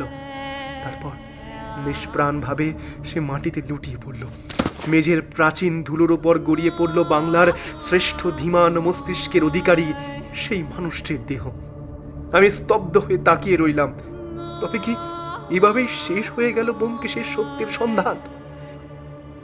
প্রাচীন রানীর অভিশাপ কি তবে নিলয়ের রূপ ধরেই সত্য হলো? খেল খতম। অনেক বুদ্ধি খাটিয়েছিস ব্যোমকেশ। এবার পরপারে গিয়ে সত্যের সন্ধান কর। তোর মগজ আজ এই ধুলোয় মিশিয়ে দিলাম। ব্যোমকেশের নিথর দেহের দিকে তাকিয়ে সালমা যখন স্তব্ধ হয়ে গিয়েছিল, ঠিক তখনই নিলয়ের পৈশাচিক রূপটি চরম আকার ধারণ করলো। মুখে এক নিষ্ঠুর হাসি ফুটিয়ে সে ট্রিগারে পুনরায় চাপ দিতে দিতে বলল, সাক্ষী রাখা আমার স্বভাব নয় সালমা। তুই তো অনেক লম্ফঝম্প করছিলি। এই নে তোর পারিশ্রমিক। একটি তপ্ত বুলেট সালমার শরীর ভেদ করে গেল এবং সে আর্তনাদ করার সুযোগটুকুও পেল না। মাটিতে লুটিয়ে পড়ল আরও একটি দেহ। জয় হলো শয়তানের, আর পরাজয় হলো সত্যের। অন্তত দৃশ্যত তেমনটাই তো মনে হচ্ছিল। তারপর পাহাড়ের নিচে নেমে গিয়ে নিজের ব্যাগ থেকে একটি ওয়াকি টকি বের করল। সংক্ষেপে নিজের অবস্থান জানিয়ে সে কারো জন্য অপেক্ষা করতে লাগলো। কিছুক্ষণ পর মরুভূমির বুক চিরে দুটি হেডলাইটের আলো দেখা গেল। একটি জিপ গাড়ি এসে থামলো নিলয়ের সামনে। গাড়ি থেকে লাফিয়ে নামলো এক যুবক। সে নিলয়কে জড়িয়ে ধরল, যেন এক বিশাল যুদ্ধ জয় করেছে তারা। দুজনে মিলে দ্রুত পাহাড়ে উঠে সেই গোপন কক্ষের কফিনের সামনে গিয়ে দাঁড়ালো। তাদের চোখে তখন অফুরন্ত সম্পদের লোভ। প্রচণ্ড শক্তিতে তার কফিনের ভারী পাথুরে ঢাকনাটি সরিয়ে ফেলল। কিন্তু ঢাকনাটি পুরোপুরি সরে যেতেই দুজনেরই মুখ মুহূর্তের মধ্যে ফ্যাকাশে হয়ে গেল।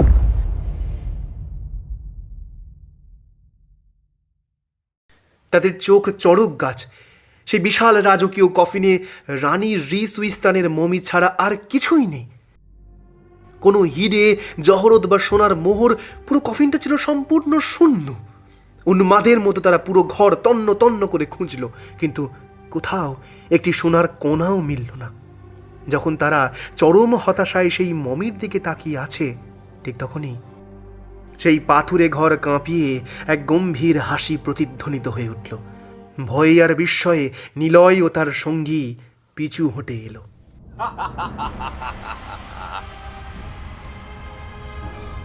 পিছনে তাকিয়ে তারা যা দেখল তাতে তাদের রক্ত হিম হয়ে যাবার জোগাড়। ঘরের এক কোণে একটি বিশাল মাটির কলসির ওপর পা ঝুলিয়ে আয়েশ করে বসে আছে কেউ একজন।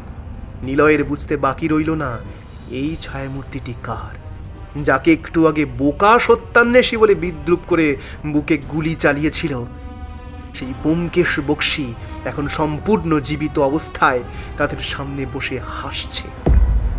নিলয় মুহূর্তের জন্য ভাবল এটি হয়তো ব্যোমকেশের প্রেতাত্মা, কিন্তু সেই কল্পনাকে মিথ্যা প্রমাণ করে দিয়ে অন্ধকারের আড়াল থেকে বেরিয়ে এলাম আমি আর সালমা। সালমার মুখে তখন বিজয়ের হাসি। নিলয়ের পাশে থাকা যুবকটি বিস্ময়ে আমাদের দিকে তাকিয়ে রইল। নিলয় এতটাই হতবাক হয়ে গিয়েছিল যে তার মুখ দিয়ে কোনো কথা সরল না। যুবকটি তড়ি ঘড়ি করে মাটি থেকে একটি পিস্তল তুলে ব্যোমকেশের দিকে তাক করল। এই যুবকটিকে ব্যোমকেশ খুব ভালো করেই চেনে, তার নাম আশিক। ঢাকায় থাকার সময় এই আশিকই ব্যোমকেশকে তদন্তে সাহায্য করেছিল। আশিককে ছাড়া সেই জোড়া খুনের রহস্য সমাধান করা অসম্ভব ছিল। নিজেদের বিশ্বাসভাজন লোকটির হাতে পিস্তল দেখে ব্যোমকেশ বিচলিত হলো না, বরং তার হাসি আরো চওড়া হলো। কলসি থেকে নেমে সে ধীর পায়ে আশিকের দিকে এগিয়ে যেতে লাগলো।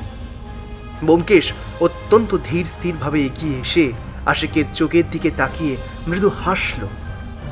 তারপর তার চোখের দিকে স্থির দৃষ্টিতে তাকিয়ে শান্ত গলায় অথচ অবহেলার সুরে বলল, গুলি চালিয়ে লাভ নেই আশিক। বন্দুকের সব কটা চেম্বারই খালি, আর গুলিগুলো সব নকল। ভুলে যেও না তুমি কার সামনে দাঁড়িয়ে আছো। এই সত্যান্বেষী কখনো কোনো কাঁচা কাজ করে না। তোমার প্রতিটা পদক্ষেপ আমার জাস্ট নখো দর্পণে ছিল। এই যে বুলেটগুলো তোমরা ব্যবহার করলে, ওগুলো কাল রাতেই সালমা বদলে দিয়েছে। রাবার বুলেটে মানুষের নাটকীয় পতন হতে পারে, কিন্তু মৃত্যু হয় না। আশিক ব্যোমকেশের কথা বিশ্বাস করতে পারল না। সে উন্মত্তের মতো বারবার ট্রিগারে চাপ দিতে লাগলো, কিন্তু নিস্তব্ধ কক্ষে কেবল ধাতব খটখট শব্দ প্রতিধ্বনিত হলো। কোনো বুলেট বের হলো না। ব্যোমকেশ পুনরায় হেসে উঠল। তারপর দৃষ্টি ঘোরালো নিলয়ের দিকে। নিলয় তখন বিস্ময় আর আতঙ্কে পাথর হয়ে গেছে। ব্যোমকেশ বলতে শুরু করলো, আমি শুরু থেকেই জানতাম নিলয়, এই পুরো ষড়যন্ত্রের পেছনে তোমার হাত রয়েছে। তুমি ভেবেছিলে তুমি আমাকে হাতের পুতুল বানিয়ে নাচাচ্ছ, তো আসলে সুতোটা ছিল আমারই হাতে। তুমি কি ভেবেছ তোমার পরিচয় আমি জানি না? তুমি হলে আখির দূর সম্পর্কের ভাই। আমজাদ খানের পালিত মেয়ে আর তার জামাইকে তোমরাই খুন করেছ, কারণ আমজাদ খানের মেয়েও ছিল সেই 5 জন স্টুডেন্টেরই একজন, যার কাছে সেই দুর্লভ ফল ঘটেছিল। একটু থেমে ব্যোমকেশ নিলয়ের চোখের দিকে তাকিয়ে তীক্ষ্ণ স্বরে বলল, তুমি সরাসরি নিজে খুন করনি, বরং আমজাদ খানের স্ত্রীকে সুকৌশলে উস্কে দিয়েছ। তার চারিত্রিক দুর্বলতা তোমার জানা ছিল, তাই তাকে ঢাল হিসাবে ব্যবহার করে নিজে আড়াল থেকেছ। ওই 4 জন স্টুডেন্ট যখন পরিচয় পাল্টে বাংলাদেশে গা ঢাকা দিয়েছিল, তখন তুমি তাদের পিছু নাও। সুযোগ বুঝে আমজাদ খানের মেয়েকে সরিয়ে দিয়ে তুমি সেই রহস্যময় ফলকাঠি হস্তগত করো। আর এই পুরো মিশনে তোমার সঙ্গী ছিল তোমার পুরনো বন্ধু আশিক। তোমরা ভেবেছিলে অপরাধের চিহ্ন মুছে দিয়েছ, কিন্তু প্রতিটি খুনের পেছনে তোমরা যে লোভের ছাপ ফেলে দিয়েছে তা চিনে নিতে আমার দেরি হয়। নিলয় কাঁপা কাঁপা গলায় কিছু বলতে চাইল, কিন্তু ব্যোমকেশ তাকে থামিয়ে দিয়ে বলল, মিশরে আসার আগেই আমি আমেরিকা থেকে ওই স্টুডেন্টদের সব তথ্য সংগ্রহ করে নিয়েছিলাম। আমি জানতাম কারা পরিচয় ভাড়িয়ে বাংলাদেশে আছে। আমি চাইলে ঢাকাতেই তোমাকে পুলিশে দিয়ে দিতে পারতাম, কিন্তু আমি দেখতে চেয়েছিলাম এই রহস্যের শিকড় কতদূর বিস্তৃত। আমি ইচ্ছা করেই তোমাকে আমাদের সাথে আসার সুযোগ দিয়েছি। এমনকি পুলিশকে আমাদের খবর তোমরাই দিয়েছিলে, যাতে আমাকে চাপে ফেলে দ্রুত কাজ হাতিয়ে নেওয়া যায়। তোমাদের কাছে নকশা ছিল, কিন্তু পাঠোদ্ধার করার মতো ক্ষমতা ছিল না। তাই আমাকে ব্যবহার করে তোমরা এই গুপ্ত কক্ষ পর্যন্ত পৌঁছেছ। তোমাদের ছায়া হয়ে আমি চলেছি শুধু আসল অপরাধী আর তার মোটিভকে জনসমক্ষে আনার জন্য। আমার জালে তোমরা স্বেচ্ছায় ধরা দিয়েছ। হ্যাঁ,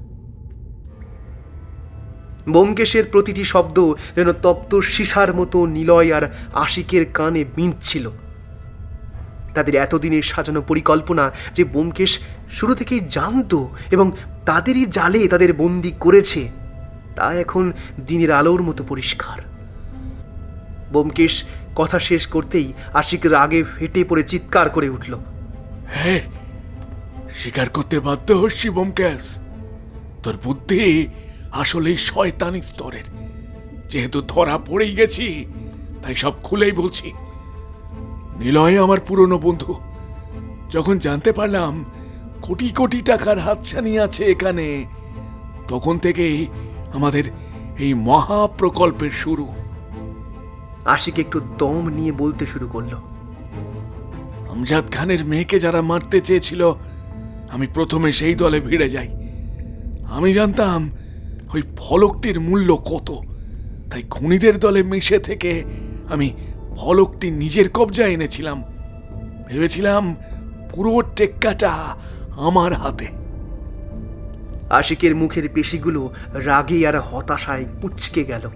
সে তিক্ত স্বরে বলে উঠল, তারা অনেক দিন ধরে এই গুপ্তধনের পেছনে পাগলের মতো ঘুরছিল, কিন্তু আসল চাবিকাঠি ছিল ওই ফলকগুলোতে।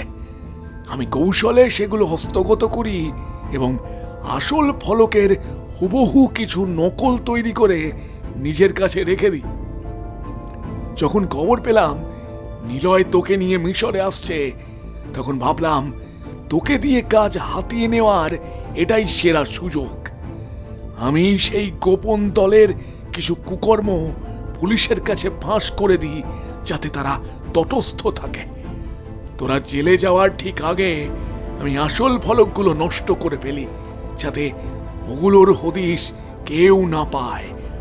তবে সেগুলোর পাঠোদ্ধার করার ক্ষমতা আমার ছিল না, তাই নকল ফলকগুলো তোর কাছে পাঠিয়ে তোকে এই ধাঁধায় জড়িয়ে ফেলি। আমি জানতাম তোর মতো সত্যান্বেষীর কানে একবার এই রহস্যের গন্ধ পৌঁছালে তুই মরিয়া হয়ে উঠবি। আর হলো তাই। তুই আমাদের রাস্তা দেখিয়ে এই গুপ্ত কক্ষ পর্যন্ত নিয়ে আসলি, কিন্তু আক্ষেপ একটাই, এখানে এসে দেখছি সব ফাঁকা। আশিকের কথা শেষ হতে না হতেই কক্ষের প্রবেশ পথে কারো ভারী বুটের শব্দ শোনা গেল। পাথুরে দরজার আড়াল থেকে এক দীর্ঘদেহী পুরুষ হাসি মুখে ভেতরে প্রবেশ করল। তাকে দেখে নিলয় আর আশিকের চক্ষু চড়ক গাছ, কারণ এই লোকটিকে তারা কোনোদিন কল্পনাও করেনি।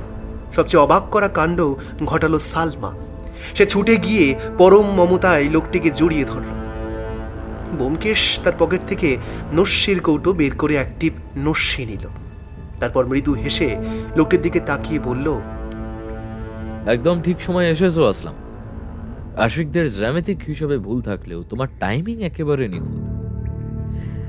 এখনই দাবার ছকে তোমার ভূমিকাটুকু এদের কাছে পরিষ্কার করার সময় এসে গেছে। আসলাম শেখ সালমাকে নিজের বাহুবন্ধন থেকে আলগা করে আমাদের সবার দিকে এক নজর তাকালো। তার চোখে এক শান্ত ধূর্তামি। সে বলতে শুরু করলো, আশিক, তুমি ভেবেছিলে তুমি একমাত্র খেলোয়াড়। এই সালমা যাকে তোমরা গাইড হিসেবে নিয়েছিলে, সে আসলে আমার বোন এবং আমার সবচেয়ে বিশ্বস্ত সহকর্মী। আমি আসলাম শেখ, বাংলাদেশ পুলিশের গোয়েন্দা শাখা থেকে তোমাদের উপর নজর রাখছিলাম সেই ঢাকা থেকেই। তোমরা যখন নকল ফলক বানিয়ে খেলা শুরু করলে, তখনই আমি আর ব্যোমকেশ বাবু মিলে তোমাদের জন্য একটা পাল্টা ফাঁদ পাতি। তোমাদের প্রতিটি মেসেজ, প্রতিটি ফোন কল আমাদের সার্ভারে রেকর্ড করা ছিল। তোমরা ভেবেছিলে আড়ালে আছো, কিন্তু আসলে তোমরা ছিলে আমাদের কাঁচের ঘরের ভেতর। আসলাম এক পায়ে গিয়ে নিলয়ের দিকে তাকিয়ে বলল, আর তোমরা যে নকশা দেখে এখানে এসেছো, সেটা আসল নকশাই ছিল না। ব্যোমকেশ বাবু জানতেন তোমরা আমাদের অনুসরণ করছো, তাই তিনি তোমাদের ভুল পথে চালিত করেছেন। এই ঘরটি আসলে একটি ডামি চেয়ার বা মেকি কক্ষ, যা রানী সুইস্তান বানিয়েছিলেন তোমাদের মতো লুটেরাদের বিভ্রান্ত করতে। আসল গুপ্তধন আর সমাধি এই পাহাড়ের অন্য গোপন প্রকোষ্ঠে, যার খবর কেবল আমরাই জানি। তোমরা যখন মমি নিয়ে ব্যস্ত ছিলে তখন আমার টিম পাহাড়ের চারপাশ ঘিরে ফেলেছে। তোমাদের উচ্চাকাঙ্ক্ষা আজ তোমাদের জন্য গারদ হয়ে দাঁড়ালো। পুরো কক্ষ জুড়ে তখন এক নিস্তব্ধতা। নিলয় আর আশিক বুঝতে পারল তারা বাঘ ধরতে গিয়ে নিজেরাই খাঁচায় বন্দী হয়ে গেছে।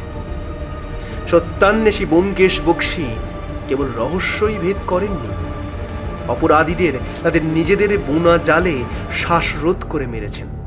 আসলাম শেখ হাসি মুখে সালমার পাশে গিয়ে দাঁড়ালেন। নিলয় আর আশিকের দিকে তাকিয়ে তিনি উঁচু গলায় বললেন, আমি আসলাম শেখ, মিশর পুলিশের স্পেশাল ব্রাঞ্চে আছি। আর সালমা শুধু আমার সহকর্মী নয়, ও আমার স্ত্রী। এই পুরো অভিযানে ব্যোমকেশবাবুর ছায়ার মতো সঙ্গে ছিলাম আমি। তার নির্দেশেই আপনাদের চোখে ধুলো দিতে তাকে জেলে আটকে রেখেছিলাম, আবার তার ইচ্ছেতেই ছেড়ে দিয়েছি। আজ এই 1000 বছরের পুরনো রহস্য সমাধান আর আপনাদের মতো দুঁদে চোরদের ধরার কৃতিত্বে আমার পদোন্নতি এখন স্রেফ সময়ের ব্যাপার। এখানে সোনা দানা নেই তাতে কি? এই ঐতিহাসিক স্থানটি আবিষ্কারের জন্য সরকার আমাকে বিশাল পুরস্কার দেবে। নিলয় আর আশিক তখন পাথর। তারা কল্পনাও করতে পারেনি যে ব্যোমকেশ তাদের অলক্ষ্যে এত বড় একটা দাবার ছক সাজিয়ে বসে আছে। নিলয় অবিশ্বাসের সুরে প্রশ্ন করল, সব যখন আগে থেকেই জানতেন, তবে এত অভিনয়ের কি দরকার ছিল? ঢাকাতেই তো আমাদের ধরে ফেলতে পারতেন। কেন আমাদের এত দূর টেনে নিয়ে এলেন? এই জীবন মরণ খেলার মানে কি ছিল?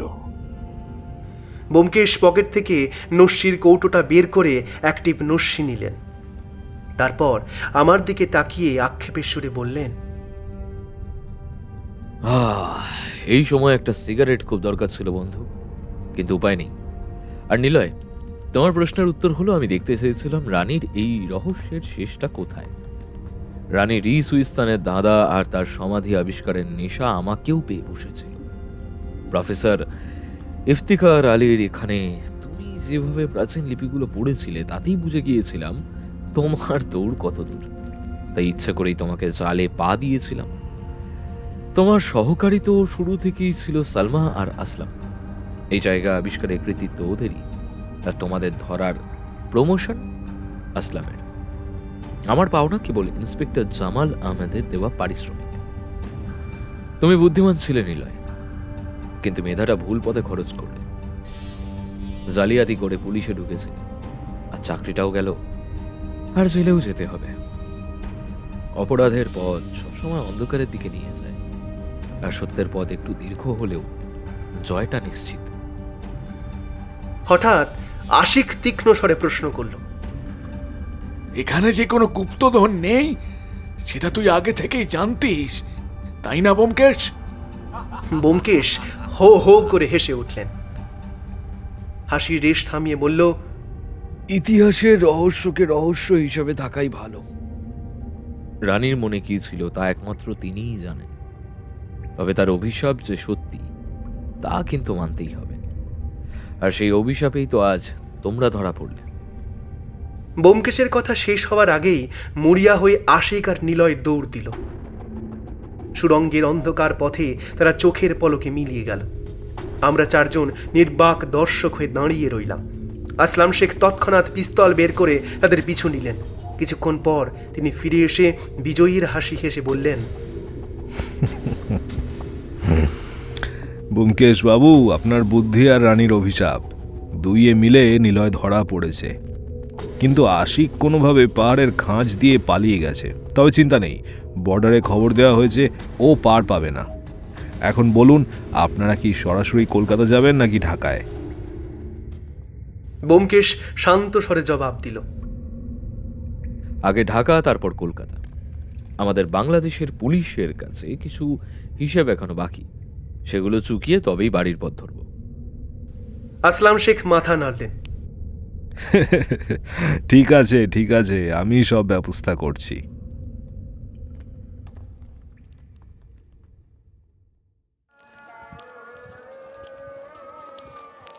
কয়েকদিন পর ঢাকার ইন্সপেক্টর জামাল আহমেদের শীততাপ নিয়ন্ত্রিত ঘরে বসে আছি আমি আর ব্যোমকেশ। জামালের চোখে মুখে বিস্ময় আর হাজারো প্রশ্ন। মিশরের সেই তপ্ত বালুচর থেকে শুরু হওয়া রহস্যের জাল এখন ছিন্ন ভিন্ন, আর আমাদের সামনে অপেক্ষা করছে নতুন কোনো সত্যের সন্ধান। ইন্সপেক্টর জামাল আহমেদ আর ধৈর্য ধরে রাখতে পারলেন না।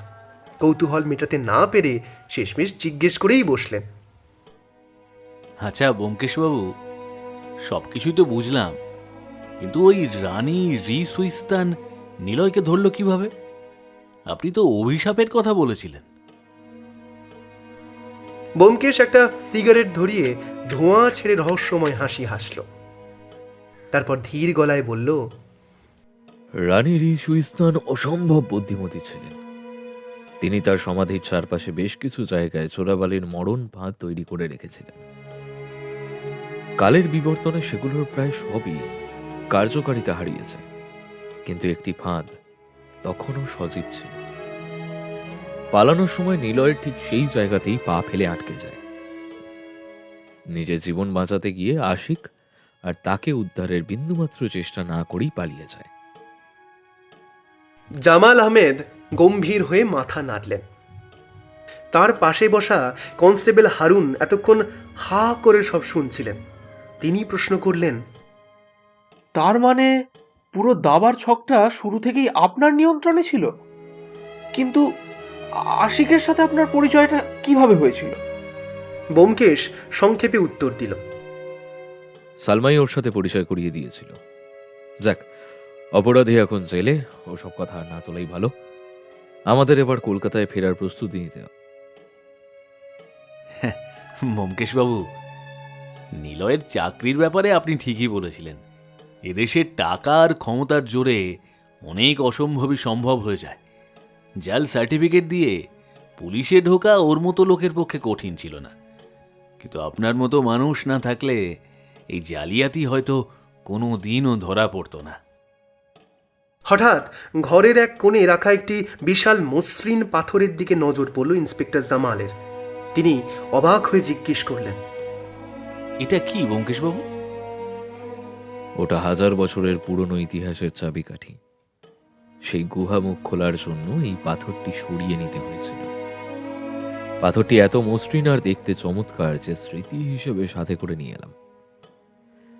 কিছু জিনিস না মাটির ওপরেই সুন্দর, সেগুলোকে মিউজিয়ামে না রেখে নিজের কাছে রাখলে ইতিহাসের ঘ্রাণ পাওয়া যায়। জামাল আহমেদ তীক্ষ্ণ দৃষ্টিতে ব্যোমকেশের দিকে তাকিয়ে শেষ প্রশ্নটি করলেন, একটি সত্যি কথা বলবেন, আপনি কি সত্যিই কোনো গুপ্তধন পাননি? ব্যোমকেশ রহস্যময় হাসি হেসে জবাব দিল,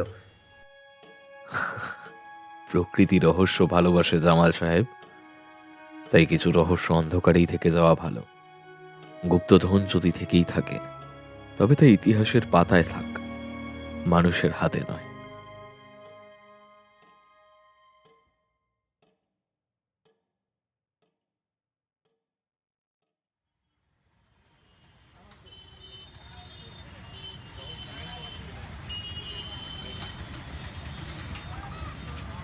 বিকেলের দিকে আমরা একটি শাড়ির দোকানে এসে দাঁড়ালাম।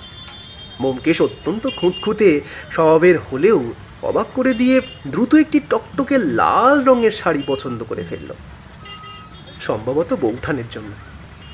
আমি দোকানের এক কোণে ব্যোমকেশের কানের কাছে মুখ নিয়ে ফিসফিস করে বললাম, ব্যোমকেশ, তোমার সাথে রাখা ওই মসৃণ পাথরটার ভেতরেই হিরে বা মূল্যবান কিছু লুকানো আছে, তাই না? ওটা আসলে সেই আসল গুপ্তধন নাকি? ব্যোমকেশ আমার দিকে আর চোখে একবার তাকালো, তারপর ঠোঁটের কোণে হাসি টিপে রেখে মৃদুস্বরে বলল, ঠিক ধরেছ, এবার দয়া করে একটু মুখটা বন্ধ রাখো। রোমাঞ্চকর এক অভিযানের পরিসমাপ্তি ঘটিয়ে আমরা কলকাতার ট্রেনের অপেক্ষায় স্টেশনের দিকে পা বাড়ালাম।